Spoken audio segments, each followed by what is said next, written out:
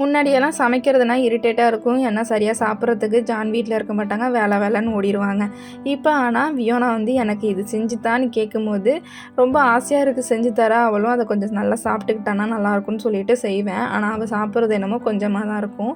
சரி ஓகே இதனாவது சாப்பிட்றாளேன்னு சொல்லிட்டு சந்தோஷப்பட்டுக்கிறேன். எனக்கு கொஞ்ச நாளாக உடம்பு சரியில்லாமல் போனதுலேருந்து சரியாக சாப்பிட்றதில்ல. சரியாக வந்து நைட்லாம் தூங்க மாட்டேன்ட்டான். இப்போ எல்லாமே நார்மலாகிடுச்சு.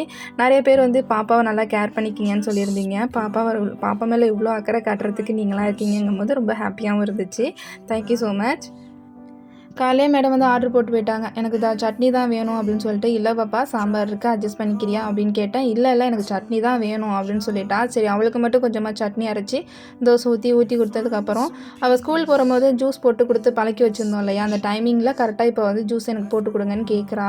அதனால் அவளுக்கு மட்டும் ஆப்பிள் ஜூஸ் போடலான்னு பார்த்தேன். அப்படியே எனக்கும் சேர்த்து போட்டுட்டு 2 பேரும் ஜூஸ் குடிச்சிட்டு அடுத்து லஞ்சுக்கு வந்து ரெடி பண்ண ஆரம்பிச்சிட்டேன்.